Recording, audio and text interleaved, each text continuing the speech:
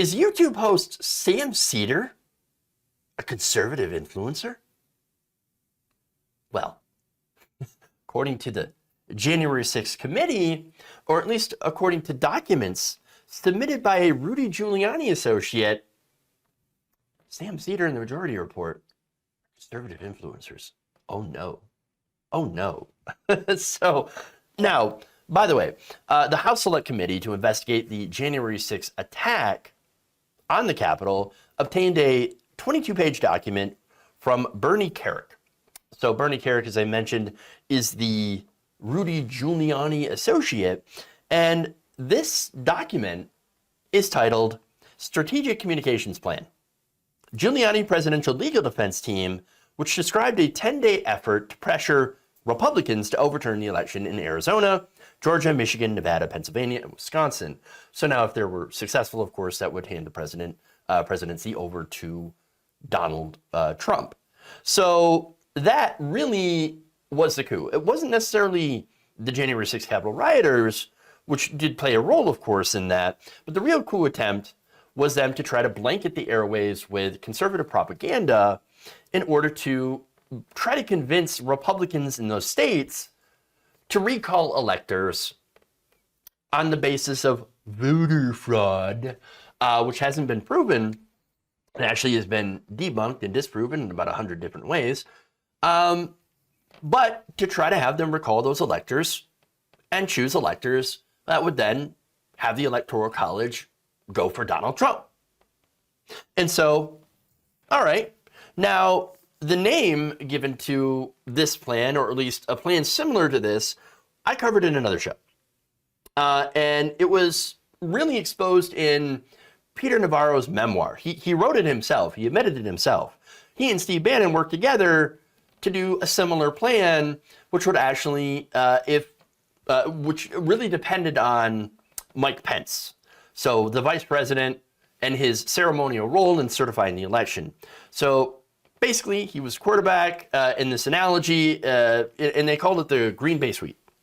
And so this Green Bay Sweep was supposed to basically allow for 24 hours of nonstop conservative propaganda being broadcast all over the airwaves while there were recounts and while there was maximum pressure put on Republicans in the states to recall their electors and, again, choose electors that would vote for Donald Trump and make him president.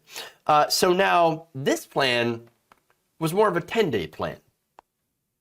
So this 10-day plan didn't involve Mike Pence, but involved, and also didn't involve mainstream media coverage as well. It actually involved independent conservative media coverage. So now the document discussed talking points, daily talking points and pre-written tweets, which were supposed to be spread out by some of these very big conservative influencers, people like Candace Owens, Charlie Kirk, Ben Shapiro, and Sam Seder? Wait, Sam Seder? No, I've got an image here of the document itself. Big names: Candace Owens, Charlie Kirk, Hodge twins. You know the Hodge twins, right? Yeah. Officer Tatum. I don't know who that is. Ben Shapiro, of course. Benny Shaps. Ben Shapiro. PragerU. Dave Rubin, with his very, very big ideas that put his brain to recovery mode. Oh, look, he was supposed to spread conservative propaganda. I thought he was supposed to be a classical liberal. Daily Wire, which again, that's just Ben Shapiro's general outlet. Students for Trump, Ryan Fournier, that sounds very foreign name. He's very suspicious at all. Very suspicious. But under that, here you have number 10, the Majority Report with Sam Seder. Oh my God. Right above, Steven Crowder. Oh no! Steven! It's Sam Seder! Oh no! Sam Seder. Now, what's interesting, oh, and there is, of course, Mark Levin. The guy who I imagine is Master Shake. I don't know.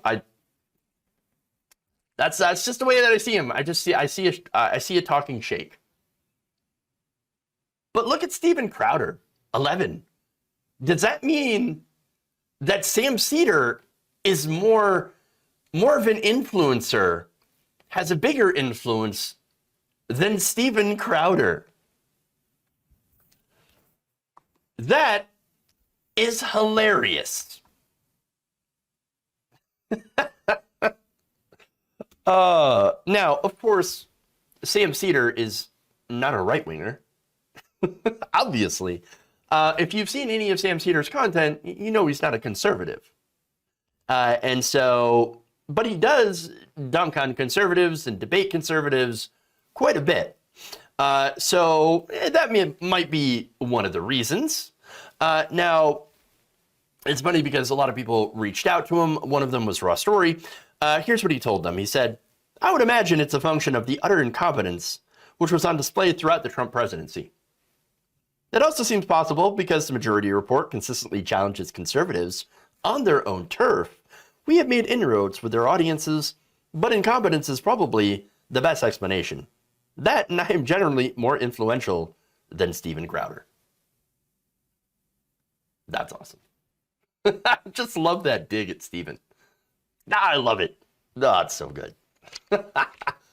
And by the way, after Ethan Klein from H3H3 basically set it up where Sam Seder was going to debate Steven Crowder, and it popped in essentially because Sam has, or I should say, Steven has cold feet Crowder, and would run away from debating Sam Seder. That got a lot of interest online. There were a lot of searches for Sam Seder Majority Report, and that video was viewed probably millions of times. And so that might have something to do with it, actually. Now the people, of course, that put it together, and Sam actually addressed it on a show, they probably just had no idea. They're not online, and so they just look at what conservatives are watching or had watched previously in the past. And again, Steven Crowder and that whole debate thing. And so, that's probably why he was put on the list. I mean, it's very, very likely. But that said, I want to show you Sam's reaction on this because it's fantastic. Number 10 is the Majority Report. Sam Seder. Sam Seder. Wait, what? What the frick is this? This has been submitted to the January 6th committee. I guess it's time I come clean, folks. It doesn't say these are conservatives who are influential. It says conservative influencers. Mm. And so maybe there's some data out there that shows that we impact the conservative YouTube sphere in some way. I have no idea. Right. That would make sense. It wouldn't make sense. Well, it shows, but like when people... Some reasonable explanation for how we ended up on that list. I mean, they clearly don't know that, like, we're not a conservative show. I don't think anybody would say that. No, but it shows up when Data and Society does like this right-wing influence maps of like YouTube, like Destiny and something will show up because he debates them all the time. Right. It shows up on the computer, on the algorithm type of thing. And that's probably why we do too, because we have so much like Bongino and Candace Owens content. Right. Maybe that's it, which certainly validates our reason for doing. But I mean, what about Crowder? Oh, I wouldn't worry about Steven Crowder. He is probably just off having a nightmare again about Sam Seder, like he had before. So, now, again, this is hilarious. because it is so preposterous to see Sam Seder on the list of conservative influencers.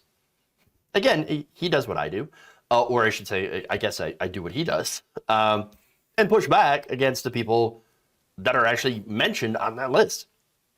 And he's got an enormous platform to do it, and maybe not as large as Steven Crowder, but apparently way more influential